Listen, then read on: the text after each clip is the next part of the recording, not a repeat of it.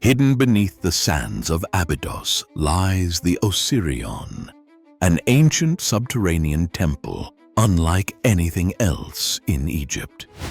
Carved from massive granite blocks and built with precision far beyond its supposed era, the structure seems almost out of place in history. But new research suggests the Osirion may not have been a tomb or temple at all, but part of a lost ancient machine, one whose purpose has remained a mystery for thousands of years. The story begins more than a century ago. In 1902, British archaeologists Sir Flinders Petrie and Margaret Murray uncovered the Osirion buried deep beneath the sands behind the Temple of Seti I. They expected to find a typical New Kingdom structure, decorated, inscribed, orderly. Instead, what they discovered stunned them. The Osirion was built not from sandstone like the rest of Seti's temple, but from massive red granite blocks, each weighing up to 100 tons, fitted together in a cyclopean style more reminiscent of the Great Pyramid, or even megalithic sites in South America. But what truly baffled them was its depth. The Osirion sits nearly 30 feet below ground level, aligned perfectly to ancient water channels. It's perpetually filled with groundwater, as though it was meant to be. Petrie noted that the lower parts were carved into the bedrock itself, suggesting that this structure might predate the temple above it by thousands of years. Here's where the mystery deepens. The Osirion shows almost no inscriptions, something unheard of for a temple built in the time of Seti I, around 3,200 years ago. The walls are smooth, bare, silent. Why would a pharaoh known for covering his temples in intricate hieroglyphs leave this one completely unmarked? Was it because Seti didn't build it at all, but merely discovered and repurposed it, as some researchers now suspect? Modern archaeologists have begun to revisit this enigma using new technology. Ground-penetrating radar and 3D scans have revealed unusual voids and patterns beneath the granite floor, strange channels and cavities that don't seem structural. Some researchers propose they once held moving water that could have been used to generate power or resonance. The idea sounds like science fiction, yet there's an undeniable pattern across Egypt. Many of its most ancient sites show evidence of acoustic and hydraulic engineering. At Dendera, the crypts beneath the Hathor temple contain images that some interpret as light bulbs, enormous glass shapes connected to coiled lines. At Abu Rawash, another granite structure sits atop an ancient aquifer, much like the Great Pyramid. And here, in the Osirion, constant groundwater flow echoes through its halls, creating deep, resonant vibrations. Recent acoustic testing by researchers from Cairo University found that certain frequencies produce standing waves between the granite pillars, as if the entire structure were tuned like a massive instrument. Could this have been the purpose of the Osirion? Not a tomb, but a resonant machine. Some alternative historians believe it may have been part of an ancient energy system, using sound and water to generate or transmit power. While mainstream Egyptology dismisses these ideas as pseudoscience, the physical evidence continues to puzzle even the most skeptical experts. In 2020, a joint survey by the Egyptian Ministry of Antiquities and the University of Zurich found signs of erosion and wear on the granite blocks that predate Seti I's reign by millennia. The patterns were consistent with long-term submersion, suggesting that the Osirion might have been built during a time when Egypt's climate was radically different, perhaps even before the desert existed. This would place its construction closer to the end of the last ice age, over 10,000 years ago. If true, that would rewrite Egyptian history entirely. It would mean that the builders of the Osirion possessed engineering knowledge lost long before the rise of dynastic Egypt. The sheer precision of its joints, some fitted so tightly that a razor blade can't slip between them, supports the idea that whoever built it had access to tools and techniques that remain unknown today. But what could such an ancient machine have been used for? Some researchers point to the Osirion's association with Osiris, the god of rebirth, and suggest it may have been designed as a literal resurrection chamber. The layout, with its central platform surrounded by a moat of water, mirrors descriptions of the mythical tomb of Osiris in ancient texts. Others propose it served as a spiritual initiation site, a place where priests used sound, vibration, and water to alter states of consciousness. Yet the most tantalizing theory remains that the Osirion once harnessed natural earth energies: water, stone, and vibration, three elements that appear again and again in ancient architecture worldwide. From the temples of Malta to the megaliths of Peru, many ancient sites share these same mysterious characteristics. Could they have all been part of a forgotten global technology?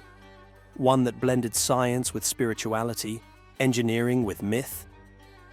As the sands of Abydos continue to shift, revealing new secrets, researchers are planning further investigations using LiDAR and microgravity mapping to detect hidden chambers below the Osirion. Early readings suggest that there may be another structure directly beneath it, possibly older still. The Osirion's mysterious design hints at a lost technology buried deep beneath Egypt's sands. But secrets like these aren't confined to one continent. Across the ocean, in the heart of the Grand Canyon, lies a sealed cave the government has kept hidden for decades. What was found inside may be more ancient and more extraordinary than anyone dares to admit. The Grand Canyon is one of Earth's most breathtaking wonders. But hidden within its cliffs is a place you're never meant to see. A sealed cave, locked away for over a century, erased from maps and forbidden to explorers.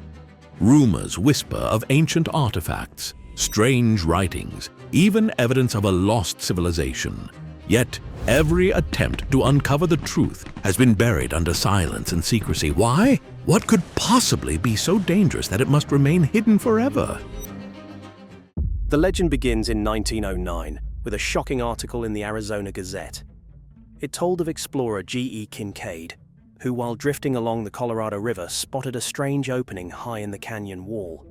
Climbing up, he entered a cavern, and what he claimed to see inside would stun the world. Gigantic statues resembling Egyptian gods, copper weapons of advanced design, hieroglyph-like markings carved into the walls, even chambers containing mummies laid to rest in solemn niches, an underground city buried in America's most iconic landscape. The Gazette declared that the Smithsonian Institution had rushed to investigate. The findings, they said, could change the very story of civilization. But then, silence. No artifacts were displayed, no reports published. The Smithsonian denied any involvement, and Kincaid himself vanished from history. One of the most spectacular discoveries ever reported, erased overnight. This vanishing act is what fuels the legend. Was Kincaid's story a sensational hoax, or a truth too dangerous to reveal? Skeptics call it fantasy, yet the persistence of the story raises unsettling questions. Because the Grand Canyon is no ordinary wilderness. It is a labyrinth of shadows, with over 1,000 caves hidden in its cliffs. Most still unexplored, many sealed off by officials. And when hikers dare to wander into restricted zones, they are turned back swiftly, sometimes without explanation. But why? Why guard empty rock? Indigenous traditions may hold part of the answer. The Hopi and Zuni speak of their ancestors emerging from underground worlds. Sacred stories describe migrations guided by divine beings from caverns deep within the earth. Across canyon walls, petroglyphs depict mysterious figures with elongated forms and headdresses scholars still debate. Were these merely spiritual symbols, or fragments of memory from something far more tangible? And now modern science adds new intrigue. Using LiDAR, researchers have scanned inaccessible sections of the canyon. To their surprise, the scans revealed vast cavities hidden within the cliffs. Some are so geometric they appear less like natural erosion and more like deliberate construction. Could these be the chambers hinted at in 1909?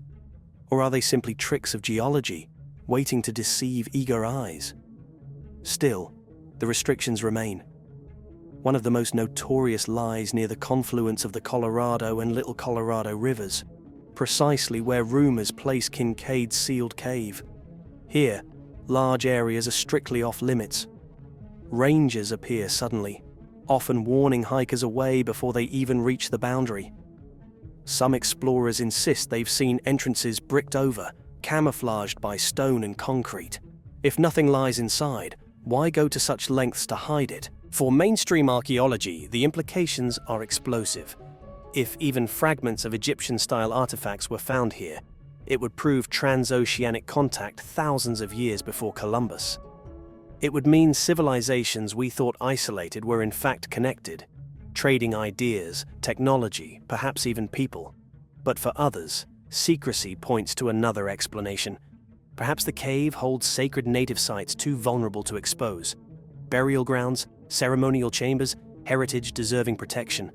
Yet even that raises a troubling question. Why erase the record of the discovery so completely? Why deny the story outright, rather than acknowledge and safeguard it? The Grand Canyon itself remains mute, but it continues to reveal new wonders, as if teasing us with what it still conceals. In 2023, researchers found 313-million-year-old fossilized footprints on canyon rock, evidence of creatures that walked the earth long before the dinosaurs, hidden in plain sight for eons, unnoticed until now. If something that ancient could go undiscovered, why not an underground complex buried just beyond reach? Picture for a moment what might wait behind a sealed doorway. Rows of statues looming in the dark, a hall of mummies preserved in silence, tools and artifacts that whisper of journeys across oceans, of civilizations lost to time. If the cave exists, it is not merely a discovery. It is a rewriting of the human story. And this is why the legend endures. Not because it is proven, but because the canyon itself feels capable of keeping such secrets. Its scale, its shadows, its silence, all conspire to remind us that we do not know everything. That perhaps the greatest chapter of human history is still sealed in stone. So the question lingers. Is the government protecting us from a myth or hiding a truth too dangerous to reveal? Until the cave is found or opened, the Grand Canyon keeps its secret. And somewhere within its vast walls, history may still be waiting to take us by surprise. The Grand Canyon's hidden cave may remain sealed from the public eye, but it isn't the only ancient enigma authorities struggle to explain. Thousands of miles away in Egypt, another puzzle looms. Massive granite boxes weighing over 100 tons, carved with impossible precision. Who built them, and could humans of the ancient world really have achieved such a feat? In the boxes in places like the Serapeum, which is probably my favorite site, because there's literally miles of tunnels beneath Saqqara. So it's like a giant underground necropolis. Inside the Serapeum, you have 25 of these things, which are these single-piece, like 100-ton granite boxes. They're insane. It's absolutely insane. And this one in particular is in an off-limits area that we went into that's rarely seen by tourists. We couldn't make the box without developing specific tools to do it, because the way they'd make it is they'd cut like 5 slabs and then bolt them together, you know, like a floor and then 4 walls, and they'd bolt it together into a box. These are single pieces. So what's impressive about that is it's like you have to quarry this one block of stone and then dig it out. You have to dig all of the inside out, and some of the examples of precision in the Serapeum are absolutely remarkable. You have perfect 90-degree corners in some of the boxes, perfect 90-degree interfaces with the lids, and some of these walls maintain that geometry from like being 11 feet apart. Like, that's insane. Like, that's one of the major challenges of this is in designing and maintaining that type of relative geometry in a space where you can't afford to make any mistakes.